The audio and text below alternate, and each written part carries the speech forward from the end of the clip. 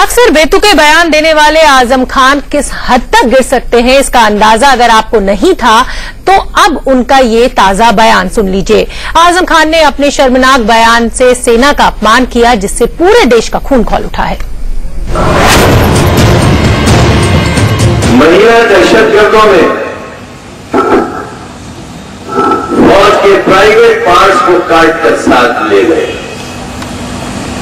उन्हें हाथ से शिकायत नहीं थी, सर से नहीं थी, पैर से नहीं थी। जिस्म के जिस हिस्से से उन्हें शिकायत थी वो उसे काट कर ले गए। ये इतना बड़ा संदेश है जिस पर पूरे हिंदुस्तान को शर्मिंदा होना चाहिए और सोचना चाहिए कि हम दुनिया को क्या दिखाएंगे। किसी नेता की सोच कितनी घटिया हो सकती है, कोई नेता राजनीति को किस हद तक नीचे ले जा सकता है, और किसी नेता की जुबान देशद्रोहियों और पाकिस्तानियों की भाषा कैसे बोलने लग जाती है। इसका जीता जागता नमूना कोई है तो उसका नाम है आजम खान। अल्पसंख्यकों को लुभाकर अपनी सियासी रोटी सेकने की फिराक में आजम ने देश की बेहद अनुशासित सेना पर रेप का इल्जाम लगाकर अपनी ओछी सोच और शख्सियत दोनों का सबूत दे दिया।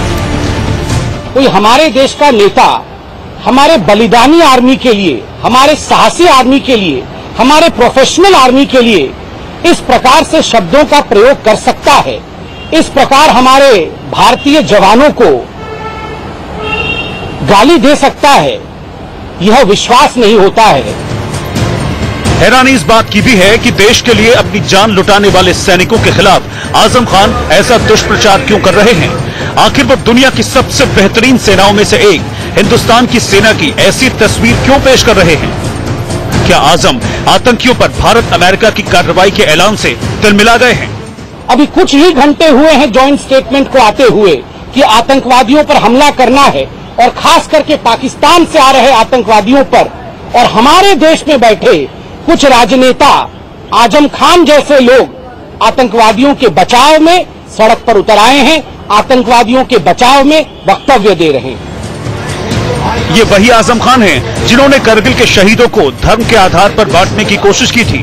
कारगिल की पहाड़ियों को फतह करने वाला कोई हिंदू नहीं था, बल्कि कारगिल की पहाड़ियों को नारे तकबीर अल्लाह अकबर कहकर फतह करने वाले मुसलमान फौजी थे। ये वही आजम खान हैं जिन्होंने बुलंदशहर में गैंगरेप पर मजहब की सियासत की थी।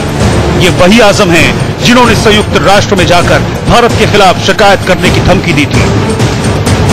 आजम खान ने शायद भारत को कभी अपना माना ही नहीं, भारत की आर्मी को, बलिदानी आर्मी को कभी अपना माना ही नहीं, और भारत के खिलाफ इस प्रकार की बयानबाजी उन्होंने लगातार किया है। आजम खान का शर्मनाक बयान उस दिन आया जिस दिन इनके नेताजी रेप के आरोपी गायत्री प्रजापति से मिलने जेल में गए थे। जेल के बाहर आकर उसे निर्दोष बताया था। हैरानी है कि बलात्कारियों का हौसला बुलंद करने वाली पार्टी के नेता की हिम्मत इतनी बढ़ गई कि उसने देश की आन बान और शान को बढ़ाने वाली सेना पर इल्जाम लगा दिया। सवाल उठता है कि क्या देश में सेना को गाली देना फैशन बन गया है। कांग्रेस नेता संदीप दीक्षित आर्मी चीफ की तुलना सड़क के गुंडे से करते हैं, वामपंथी उनकी तुलना जनरल डायर से करते हैं, और अब आजम खान ने तो हद ही कर दी।